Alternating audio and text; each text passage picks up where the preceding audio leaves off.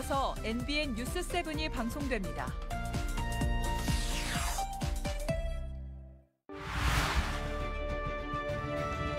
메이크업 베러넥스. 더 나은 내일을 만들어갑니다. NBN 개국 30주년.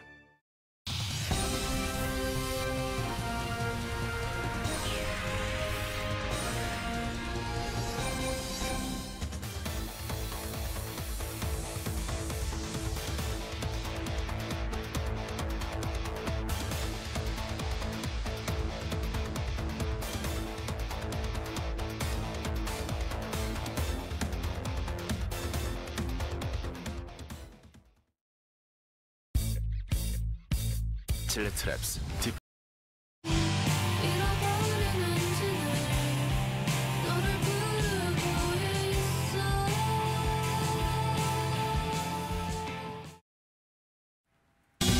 오늘의 주요 뉴스입니다. 추석인 오늘 귀성객과 귀경객, 성묘객이 동시에 몰리면서 고속도로 정체가 절정에 달했습니다.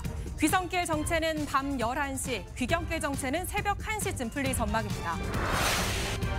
이재명 대통령의 예능 프로그램 촬영을 둘러싼 여야 공방이 갈수록 거세지고 있습니다. 어제는 민주당이 국민의힘 주진우 의원을 고발한 데 이어 오늘은 주 의원이 대통령실과 여당 대변인을 고발하며 맞불을 놨습니다. 우상호 대통령실 정무수석은 이재명 대통령이 가장 많이 묻는 질문이 여당이 왜 저런 결정을 내렸냐라고 밝혔습니다. 이 당정 간의 개혁 속도 등을 놓고 온도차가 드러난 것으로 풀이됩니다. 시청자 여러분, 풍요로운 한가위 보내시고 계십니까? 보름달은 날씨가 흐려 볼 수 없어 아쉽지만 여기 떠오르는 한가위 보름달로 소원 꼭 이루시기 바랍니다. 벌써부터 고속도로 정체는 시작된 곳이 늘어나고 있습니다. 서울 요금소에 나가 있는 취재기자 연결하겠습니다. 안정무 기자, 현재 고속도로 상황 전해주시죠. 네, 한국도로공사는 오늘 하루 고속도로 교통량을 667만 대로 내다봤습니다. 이번 연휴 중 가장 많은 숫자인데요. 추석 당일에도 고향으로 내려가는 차들로 하행선 정체가 이어졌습니다. 코레일은 오는 11일까지 특별 수송 기간으로 정하고 열차를 하루 10차례 추가 운행하기로 했습니다. 고속버스도 기존 차량에 더해 예비 차량 500여 대를 투입했는데요. 아직 표를 구하지 못하셨다면 모바일 앱 등을 수시로 살펴서 취소표를 구하는 방법도 있습니다. 지금까지 서울요금소에서 MBN 뉴스 안정모입니다. 추석 당일인 오늘 가을비가 이어졌지만 성묘객들의 발걸음까지 막지는 못했습니다. 큰 보름달을 기대했던 분들은 아쉬울 텐데 올해까지 최대 80mm의 비가 더 내린다고 합니다. 안병수 기자의 보도입니다. 온통 진흙탕으로 변한 산길을 넘는 일이 쉽지 않습니다. 조상의 산소를 돌보고 가족의 행복을 비는 성묘길이 올해는 유독 험난합니다. 이 같은 대통령실 우상호 정무수석의 발언은 여당을 겨냥한 걸로 보입니다. 사실상 비판의 의미인데 대통령의 의중이 포함된 건지 많은 궁금증이 남습니다. 대통령실 출입하는 서남빛 기자에게 좀 더 자세히 물어보겠습니다.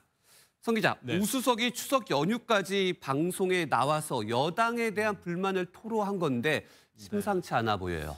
대통령실 내부에서 여당 지도부에 대한 불만이 느껴지기 시작한 건 사실 꽤 됐습니다. 네. 대표적인 사례가 검찰 개혁안을 둘러싼 당정 간 갈등이 있었죠. 이때 검찰청을 없애는 정부 조직법은 일단 민주당에서 원하는 그림대로 통과가 됐습니다.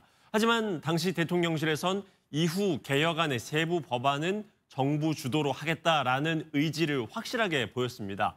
이후 대법원장의 거취 문제를 둘러싼 여당의 속도전과 또 여론전 등에 있어서도 대통령실은 상당히 불편하게 보는 분위기가 컸었습니다. 대통령실은 화재 대응이 잘못됐다는 지적은 야당이 못하고 있지 않냐, 자꾸 비판을 위한 비판만 하고 있다, 이렇게 보고 있습니다. 네, 추석 연휴에도 정치권 이슈는 끊이지 않고 있습니다. 서남빛 기자였습니다. 예, 정치권 소식 이어갑니다. 내년 지방선거까지 8개월이 남았지만 이 정치권은 벌써 선거 모드입니다. 서울시장 후보군에 거론된 인사만 벌써 2자릿수를 넘겼고 경기도에선 추미애 대 나경원, 이른바 추나대전 가능성까지 거론됩니다. 최돈희 기자입니다. 대선 승리의 기세를 지방선거까지 이어가겠다는 민주당과 지방선거마저 밀릴 수 없다는 국민의힘. 여야 모두 총력전을 예고하고 있습니다. 어젯밤 충남 태안 앞바다에서 레저보트를 타고 미입국하려던 중국인 8명이 해경에 붙잡혔습니다. 최근 5년 동안 바다로 미입국하려다 적발된 사례 96%는 중국 국적자로 드러났습니다. 윤기란 기자가 보도합니다. 레저보트 한 대가 우리나라 해역을 빠르게 달립니다. 보트를 따라잡은 해경 경비함정이 정지하라고 명령을 내리지만 배는 멈추지 않습니다.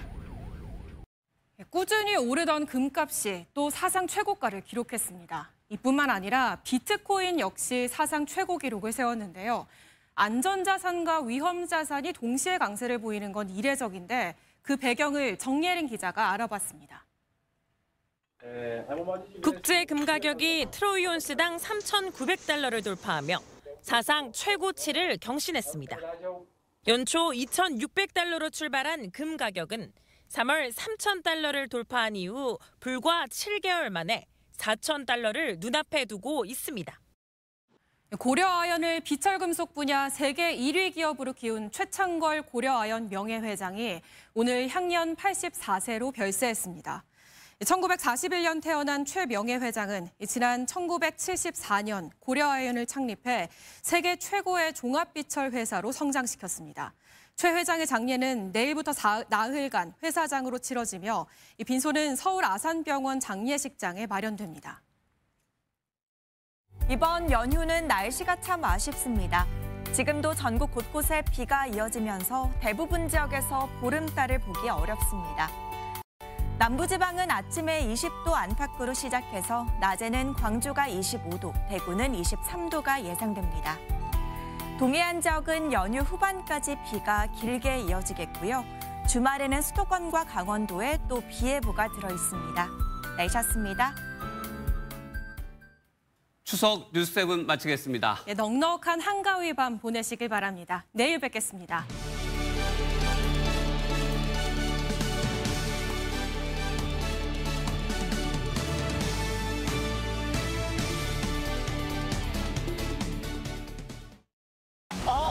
나 물 먹으려고 했는데. 아니 그래서 내가 딴 일 가자 그랬잖아.